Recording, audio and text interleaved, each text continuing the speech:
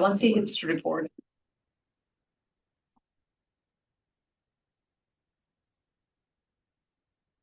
Hello, everyone. I would like to welcome and call the meeting to order. Today is July 30th. This is the Cities Association of Santa Clara County Executive Committee meeting, and I'm calling the meeting to order at 4:40 p.m., starting with roll call. In person, I just mark Mayor Rob Moore, Mayor Larry Klein, and Council Member J.R. Fruin. And as noticed, Council Member Rosemary Kamai is online. And with that, let's go to oral communications from the public on non-agendized items. I don't see anyone in the room. Is there someone online who would like to talk to the committee on a matter that is not on tonight's agenda? If so, please raise your virtual hand. And there's nobody here at the Kihei Public Library. Okay, wonderful. Thank you so much. And just for us to notice, we also have Sunnyvale City Manager Tim Kirby online, as well as City of Saratoga City Manager Leslie Arroyo, who is also attending virtually today, as well as, I'm going to start right there. We would like to welcome Danielle Cederborg, the attorney from Rennie Public Law, who will be supporting the Cities Association for the next few months, as Janie Quinn, the legal counsel, is the City of Mountain View's interim city attorney for the next few months. With that, let's get started. The first item on the agenda today is the Executive Committee meeting minutes from the meeting of June 22nd. And I'm going to start with public comment on that. If you have a public comment on this item, could you please raise your virtual hand?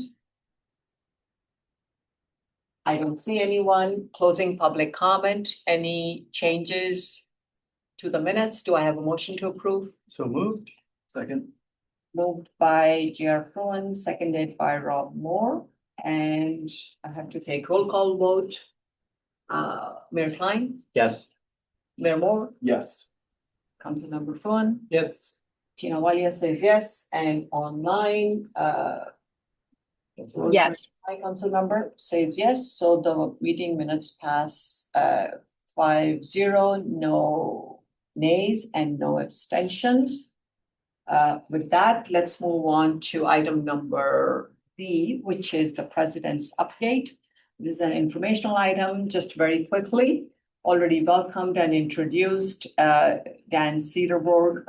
Dan has been very helpful the last couple of weeks. I have been reaching out to him over multiple items that we are working with that Cities Association. So thank you so much, Dan, and welcome to the group. Thank you.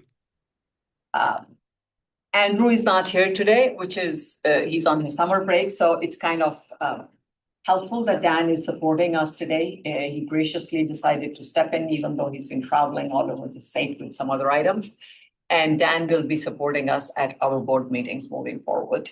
So that will be helpful for us from today's meeting into the August 13th board meeting.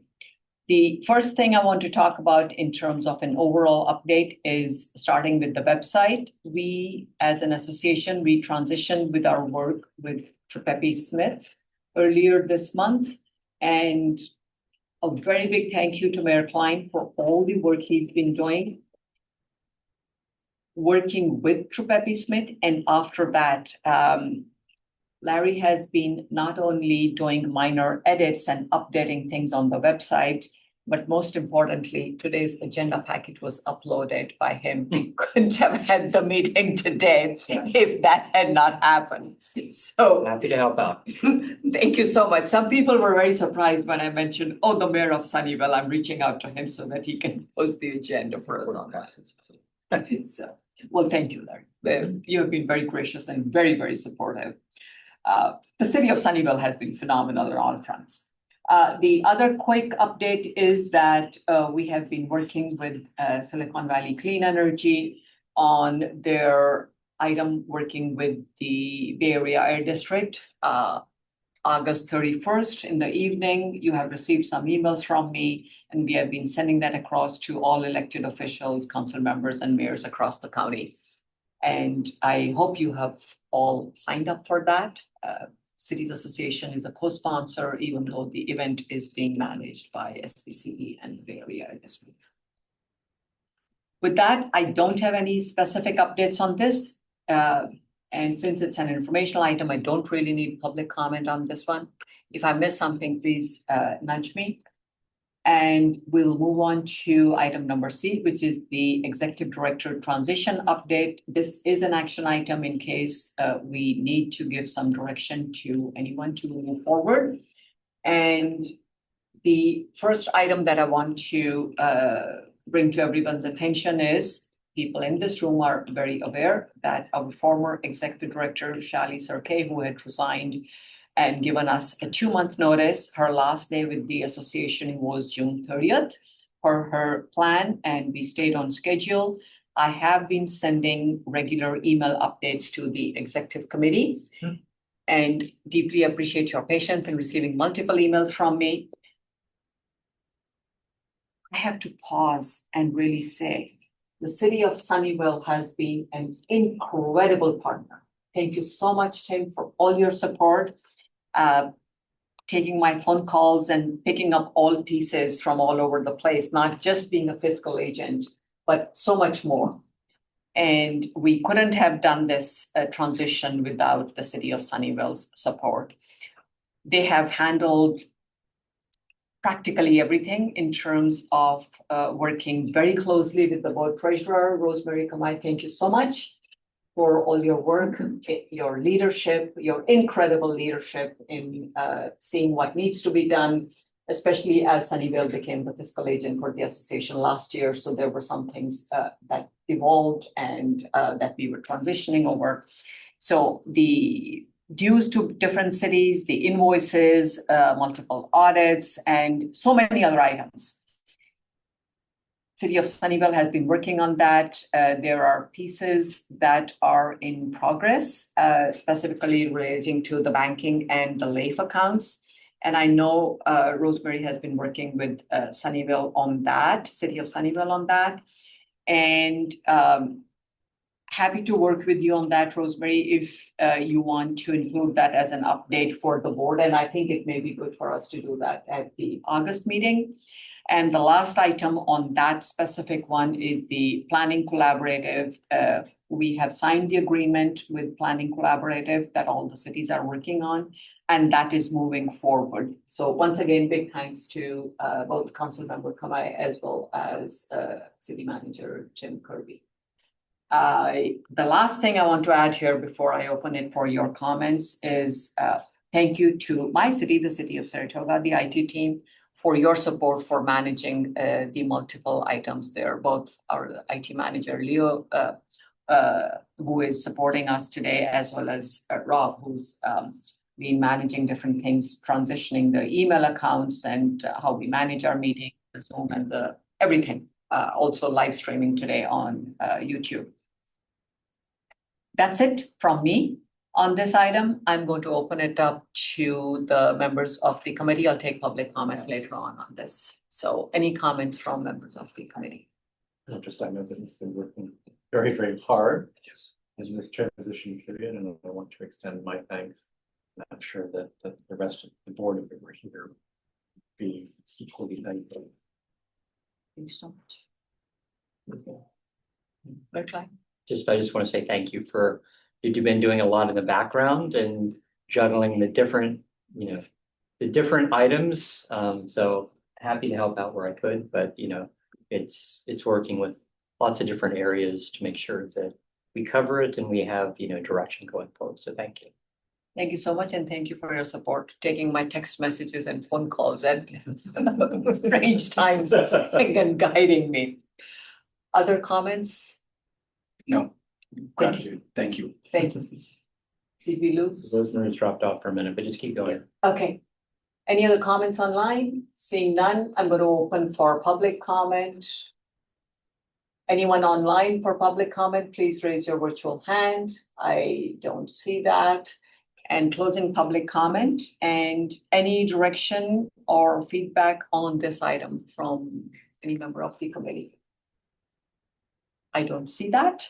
Okay, wonderful. With that, let's move on to item number D for David, which is the financial policies discussion. This is an action item as well.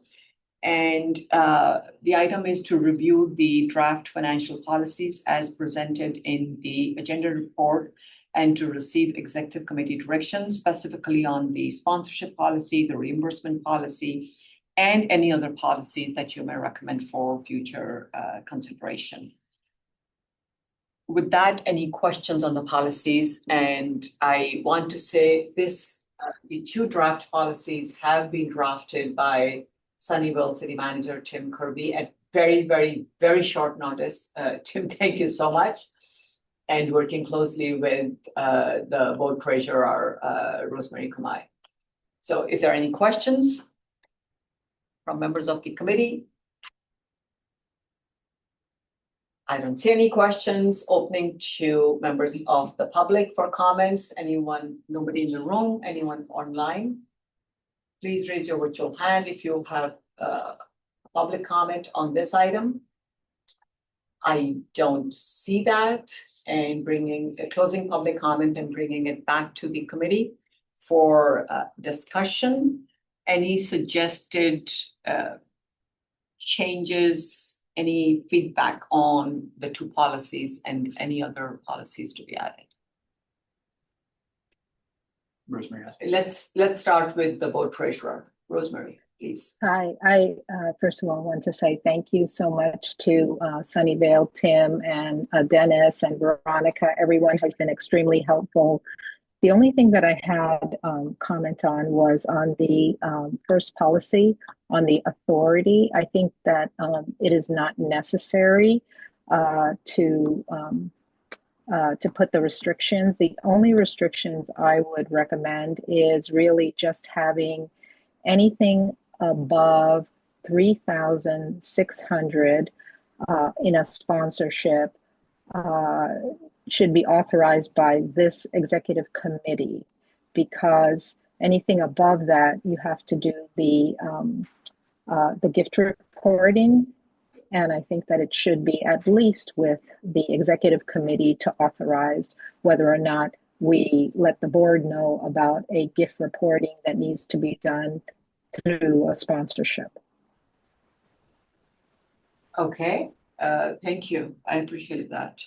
Any other? I mean, I was going to say it would be wonderful to have $10,000, $20,000, $25,000 sponsorships, but honestly, you know, if we get anything more than 3,600, it triggers gift reporting. Of the members, and that's of the membership. So I think that would be the only limitation that we have to worry about. Thank you so much. Go ahead. Rosemary, does that mean that you would like to leave item 1 and 2 here, or just completely and add an item 3 that 3,600 should be approved by the executive committee? Well, you know, the thing is Or that I don't think you need 1 and 2. I mean, you know, we've never had a sponsorship, you know, that was that high, right? I mean, honestly, I mean, it would be a good problem to have. Right. Now, but so this is, well, is it belts and suspenders that in case somebody did come in and say, we want to do a higher sponsorship, then it would be the reporting issue as well? Go ahead. Well, so the triggering point is anything above 3,600, right? And so if they wanted to do 5,000, 10,000, 20,000, the amount doesn't matter because it triggers that. That's our kind of limitation, and that's the only thing that we have to take action on. So I was just going to just remove 1 and 2 See. under authority and put the authority for approval of specific sponsorship agreements will be based upon the value of the contract, provided that it is, I mean, Right. you know, that you approve it unless it's above $3,600, which triggers reporting. That's all. Okay. Thank you. Thank you so much. And so Rosemary, to your point, once it comes to the executive committee, then would it not need to go to the board for approval? And I can see Tim Kirby's hand is also up, so maybe he has an answer or a suggestion. No, Yeah, well, actually, you know, I mean, I don't know. yeah, I think Rosemary's raising a great point, and I pulled these numbers out of the air for discussion, but I should have thought of it the way you're thinking of it, Rosemary. So if I could maybe, and I encourage Dan to jump in on this, I think the reporting limit is $50 per person. So what if we said, because the 3,600 is if we had about 80 people, an event with about 80 people, right? Correct. You may have Correct. differing amounts of people at any specific event. What if we said anything that exceeds the Reporting limits? reporting limit has to go to the executive committee for approval or something like that? Or something along, it Yes. gives you the flexibility to have, if you had an event with 200 people, you could have a larger sponsorship and still not exceed the reporting limit. Right. Or if the limit is changed statutorily, that Oh, you're yeah. already future proofed. Correct. That's true. So I'll jump in on that because Tim, you brought up a great point. How do we capture the fact that we are talking about this before we know the number of attendees? Because people sign up to pretty much the last minute.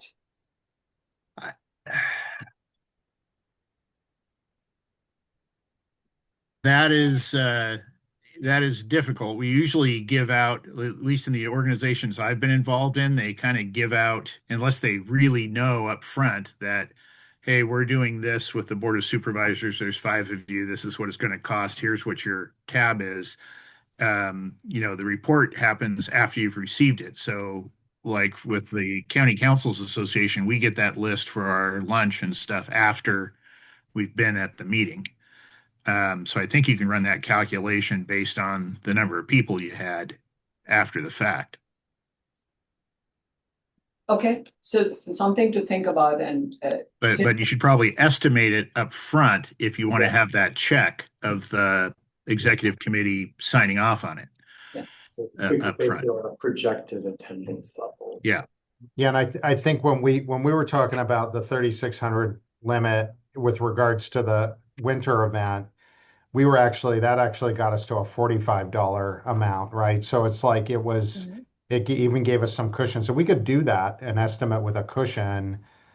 Could we could we change the policy that goes to the board that says, like, if it's anticipated that it will exceed the gift limit, it has to go, reasonably anticipated, or some Yes. vague language like I that? think that would be a good policy to have, Yeah, to give you the flexibility to act and make sure you're protecting your members. yeah. That sounds great. Okay, do you all, since I drafted this, do you all want me to suggest, or I can work with Dan and we can send something, a revised version, for the exec meeting?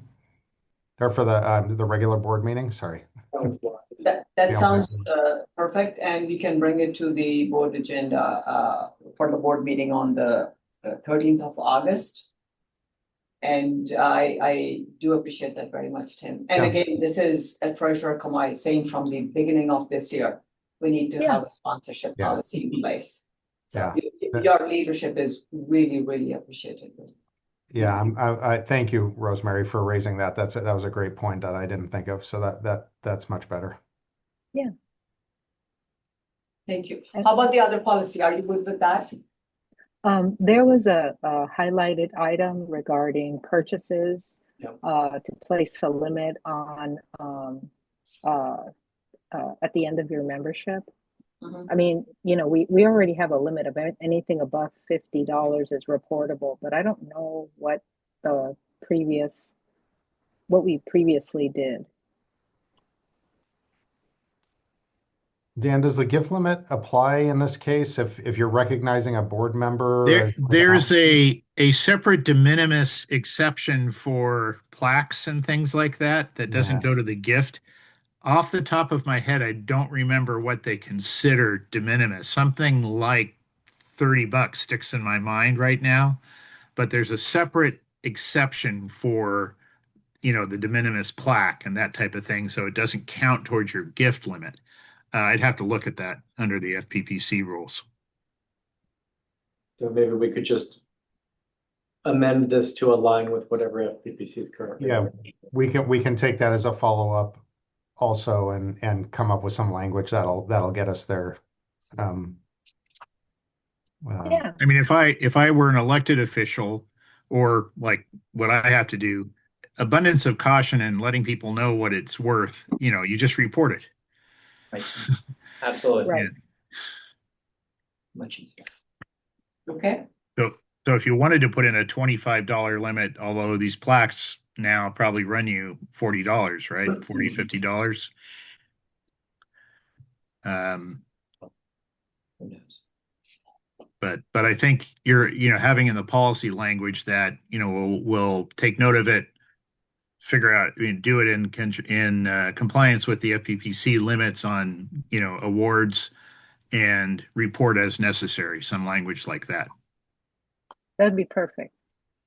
That'd be great. And that's all I had. Thank you, Tim, for putting this together. No problem. And I'll just say, just if I can add, I think we'll probably be looking at potentially some other policies as we, sort of onboard ourselves as the fiscal agent, but not very many more. These are the main ones. wonderful. Any other comments? Do I need a motion on this, or we have given direction as an action item? Are we all good? You might need an action. I probably need a motion, just Okay, I would approve so with move. the various changes discussed. Second. okay, motion by Councilmember Fruin and seconded by Councilmember Kamai. And though I should be saying this more appropriately, moved by first Vice President Fruin and seconded by Secretary Treasurer Kamai, to be very formal. With that, let's move on to, sorry, I have to do the votes. And Yes. yes. Yes. okay, yes, sir, all four yeses, and Treasurer. Yes, Yes, yes. that does get approved 5-0. And with that, let's move on to the next item on the agenda, which is the item number E, which is to identify potential speakers for 2026. And I want to bring to your attention some of the people who have reached out to me in the last few weeks and some who have been waiting prior to that. So our next board meeting is August 13, and thank you to all of you who have filled the e-bikes survey. And if someone has not gotten to it, I would really appreciate that, to complete that by August 4th, so I can put the survey results together. And I have been working, I finally arrived at this conclusion after talking with multiple folks in different cities, including city managers and council members who reached out to me from different cities in the county, that the best approach may be to get a guest speaker from a team at the county level that's working with school districts on this subject. They have a lot of research data, and as well as having a law enforcement perspective as well, to have both. And not Talk along, about e-bikes. I'm talking specifically about e-bikes, August 13th board meeting. And I reached out to different cities for law enforcement. I think I finally have the answer. The county person is Alyssa Campbell. A lot of people pointed me in her direction, that she's the person who's been doing a lot of research. And the other law enforcement person will be decided tomorrow. I was making phone calls even before I came into this meeting. At the same August 13th board meeting, there is an MTC update, which is from Palo Alto Council member Pat Bird. And somebody had recommended that I get some talking points from him to make sure that we stay within the time frame. He has sent me a longish list. He wants to talk about MTC Regional Transit Tax Initiative, Clipper 2 problems, MTC grants available to cities directly, Plan Bay Area 2050 plus, and so on and so forth, about Caltrain update on electrification impacts and service, city partnership program, corridor crossing strategy, corridor wide safety program, station activations, and VTA. VTA being SB 63 Visionary Service Plan and BART SV second mega project update. So that's, I would like your feedback on that, but I'm going to move on to the other requests. VTA Chair Campbell Council member Sergio Lopez has reached out earlier, and we were planning to have both together, but that becomes too much. So one of the future meetings, it would be good to have him, and maybe he can talk off VTA, and Pat Bird does not address that because of the time constraint in August. Then our Congress member Sam Licardo's office has tentatively agreed to the October 8th board meeting. So we are going to hold that spot for him to be able to attend. And the last request that I can recall, specific speakers, is Las Gatas Council member Matthew Hudas, who is on the SBRIA appointee from Cities Association and has been wanting to give an update on that. We have not decided which month. I will mention right here, even though that's a future meeting topic, there are two other recommendations that I've received, one from Mayor Klein regarding a transportation measure and the other from Mayor Rob Moore regarding the representative from BAFA, whether a ledge committee, I wasn't sure. We have not been able to connect on that. So I just wanted to mention that. We can discuss that in the next agenda item. But those are all the requests I have on the speakers. So I'd appreciate feedback on that, please.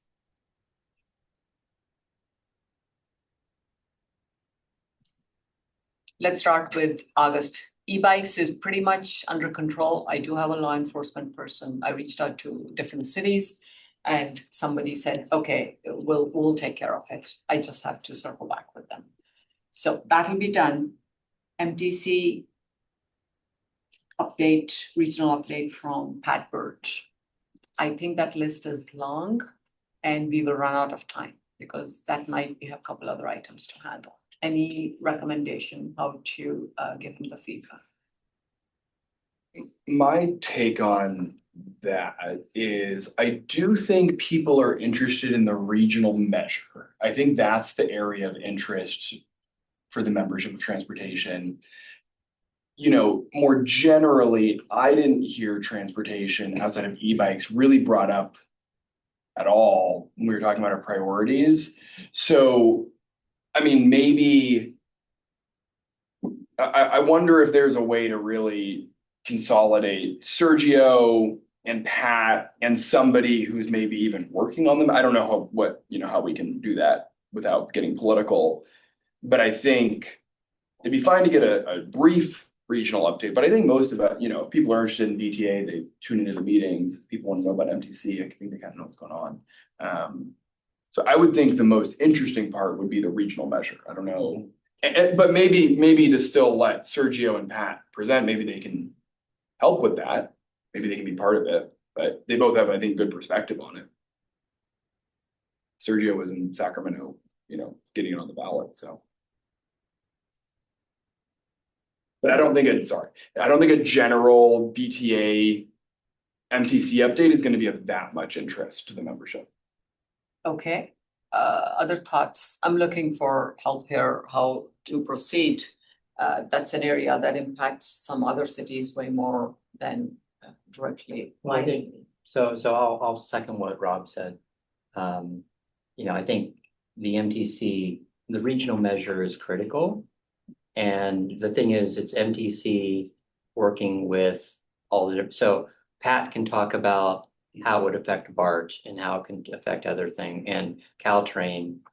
Sergio can talk about how it would affect VTA, but definitely narrowing it to that. And, definitely VTA is doing all kinds of other things right now of changing service over the summer. And, they have lots of things that they're working on, but I would just limit them to the regional measure because, I've had multiple discussions with advocates on, let's say, things that are lacking in the current ballot measure and let's say not really specified. And if MTC took a stronger role in clarifying some of the lack of language as it currently stands, maybe things would be better. So we'll see.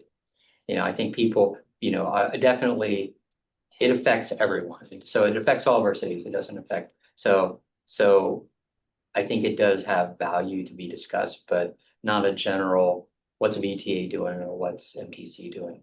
Now there is, I'll say the other half of that is the Plan Bay Area 250 is going through some items. And so that may be, that's worth a slide on just how to give feedback and when feedback's being given, but that's kind of an ongoing thing. So my question is then when? Because the August meeting, we are focusing on the board prayer of e-bikes. And my challenge becomes Gilroy Mountain, Morgan Hill. They leave at 9:00. 1 hour goes into the board priority. August board meeting, we will also have an agenda item for the interim executive director. And I don't have the agenda in front of me.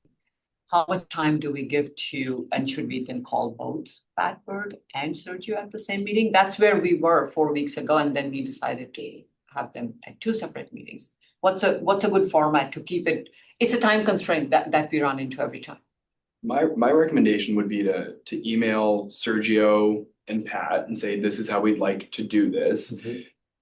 Can you two please recommend one staff member that could talk to about more of the details of the measure, and the 3 of you can each take 5 minutes to update the board on this topic of interest, and then you have a 15-minute presentation and 15 minutes for Q&A, so something like that. Yeah, that sounds reasonable.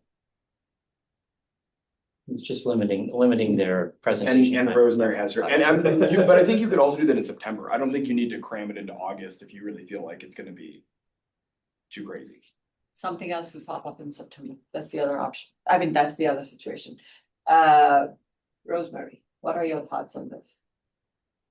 So I think I would agree with my colleagues here that the measure is going to be important. I mean, in terms of what's happening at VTA, I'm on the VTA board and there's a lot happening, but I think that this measure is going to be critical. I think that the question that we would like to, my suggestion is that we want to ask is, why is the measure good for Santa Clara County? Because I think that the VTA board went back and forth in terms of, return to source and all of that, and whether or not we are, helping other counties with their problems that they never tax their constituents. So I think we need to be a little bit careful in that you're going to have both Pat and Sergio be advocates for it and why we need it.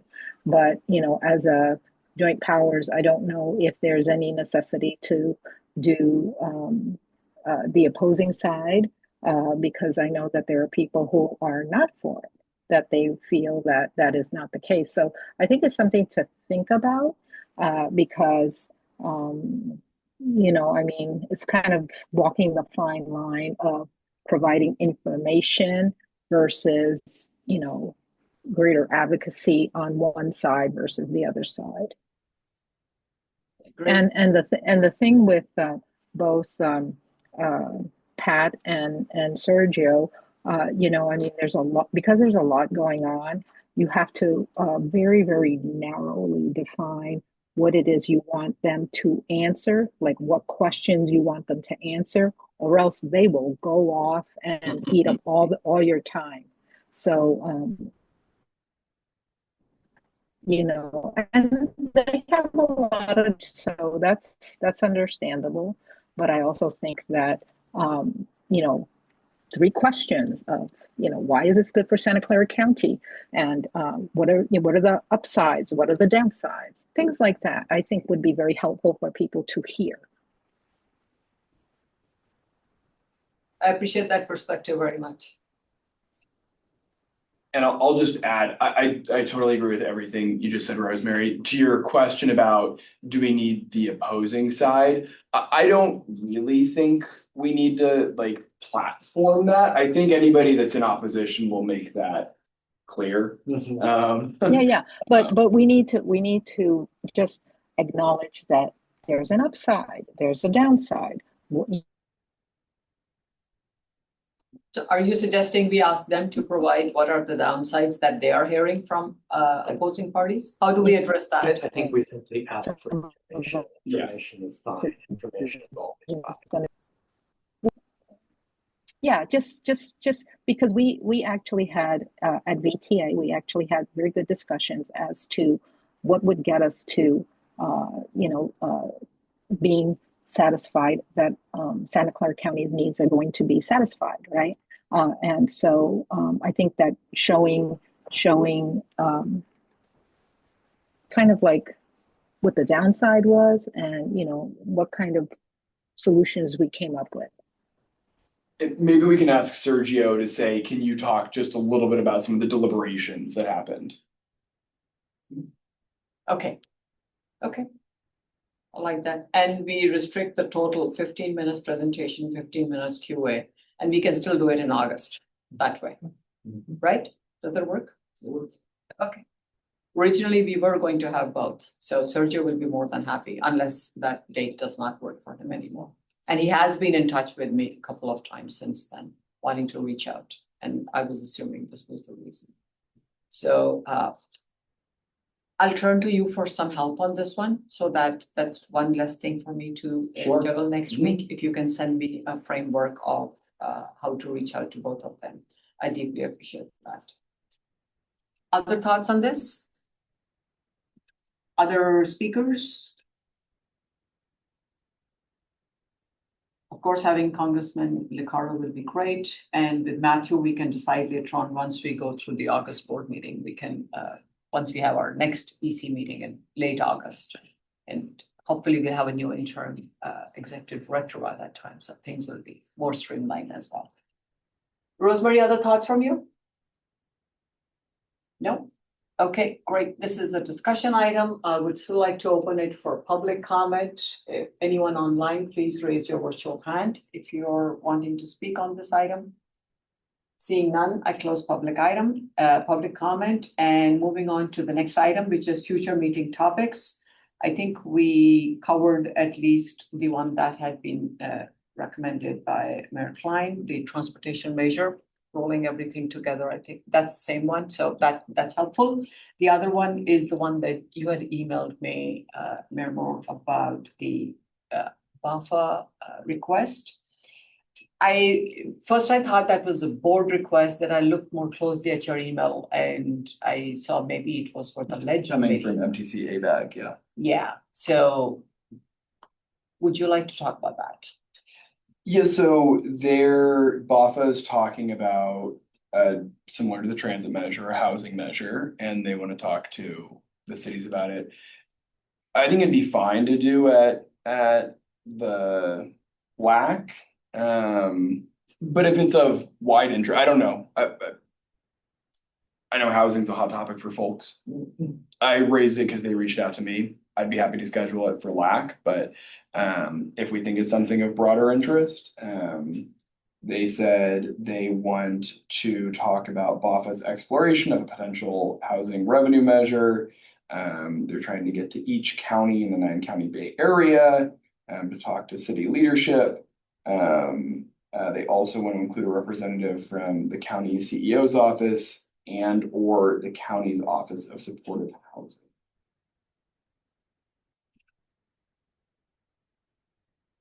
Thoughts?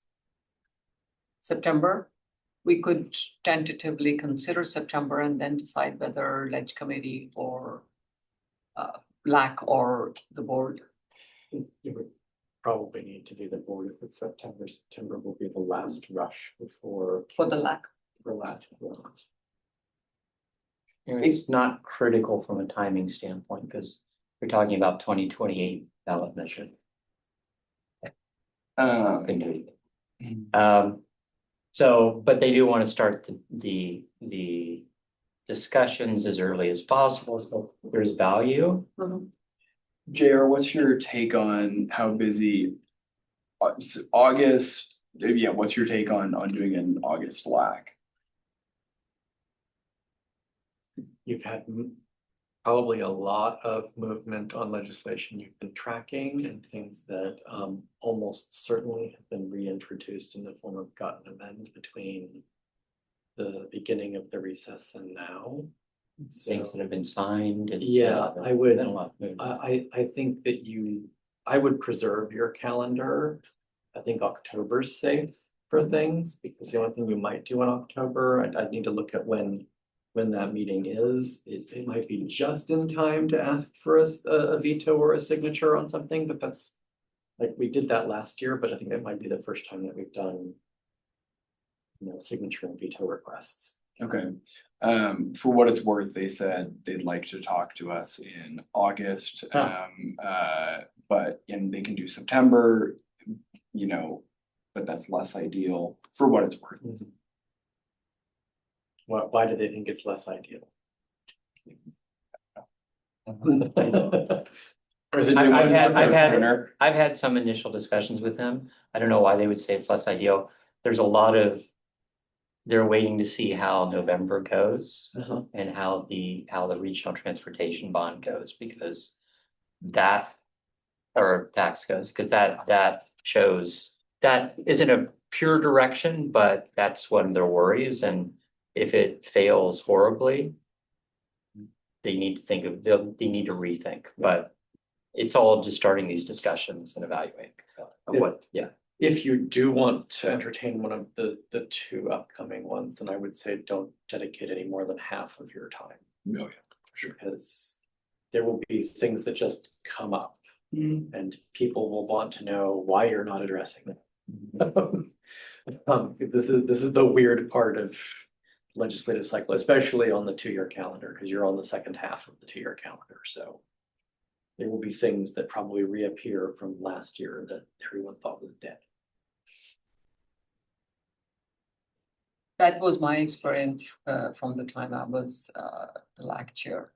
August is a very busy time with my movements, and that was also 2 years ago. So same end of the 2-year cycle. Like my inbox got flooded with all of the things that I've been tracking that suddenly got new direction yesterday as they move through APROPs. So, and they'll be in a fairly final form where you've got kind of the last shot at some of them through the concurrence process. Okay, so it sounds like this isn't a kind of key interest for us right now. So maybe I say, why don't we say October if board is, we could just do it LAC October because there's not going to be anything. You just want to do that. And it might be then you've got more time. Right. And you can make the day of it and it's worth everybody's time and don't feel rushed. Okay. And for what it's worth, you could bring it to LAC, and then for the board update, you could pull up the general not the full present, but you could do like a 2-minute presentation and point people to where they can. Yeah, this is the conversation. They don't have to redo it to a certain degree. That's a great idea. And that's the time for LAC in October where sometimes we have figured out whether we cancel October for LAC. So that'll be great timing, something meaningful. And I do believe August, focusing on bills, a lot of LAC members will be keenly looking for that. Mhm. And this year, the board also said very clearly, we want us to focus on the board priorities, both in LAC as well as the board meetings. So your call, I'm just sharing with you based on my experiences, some of the thoughts. Cool. Other future meeting topics? Seeing none, I already took public comment. Let's go on to the next item, which is Santa Clara County City Managers Association update.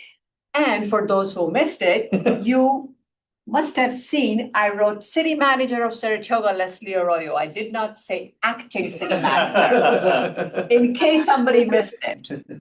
So Leslie is the City of Saratoga City Manager as of July 1st, 2026. The council was thrilled to make that decision, and Leslie officially welcoming you in that with the new title to cities.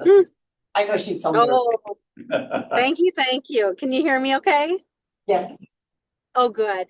I will tell you that from the city manager's perspective, we've had kind of a little bit of a summer break. We're going to be meeting again in 2 weeks, all the city managers, but really what I think people have been focused on is just some of we talked about the last meeting we've had, we were talking about the Leadership Academy and the participation in that. We've been talking about the next gen.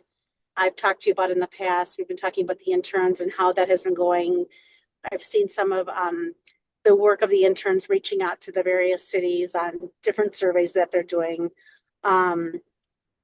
But that is really, I don't have a lot to update you on just because we're kind of in that summer break and everybody I think is just enjoying a little bit of breathing room. Thank you so much. Mm-hmm. So I don't need public comment on that. That's an informational item. With that, let's move on to the closed session item, which is the public employment pursuant to Government Code Section 54957B. This is for the Cities Association Interim Executive Director. And let's take public comment on this item. If anyone wants to speak on this item, there is no member of the public in the room. Anyone at your end, Rosemary? Seeing none, no public comment. Anyone online, please raise your virtual hand. I don't see that. So with that, we are going to close the public comment here, and we're going to have Leo walk the webinar and do all that needs to be done before we proceed to. Do you want to announce the second item too, so you can handle both those in closed session at once? Oh, yeah, thank you. Thank you. So the public employment and the direction to labor negotiators pursuant to Government Code Section 54957.6. Thank you. I appreciate that, Dan. See, there's a reason we need legal counsel. Mm-hmm.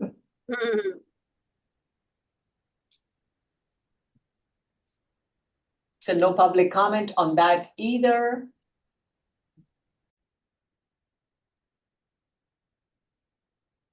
Okay, the closed session is over, and at this point, we have nothing to report. And with that, the meeting is adjourned at 6:58 p.m. Thank you. Thank you. you.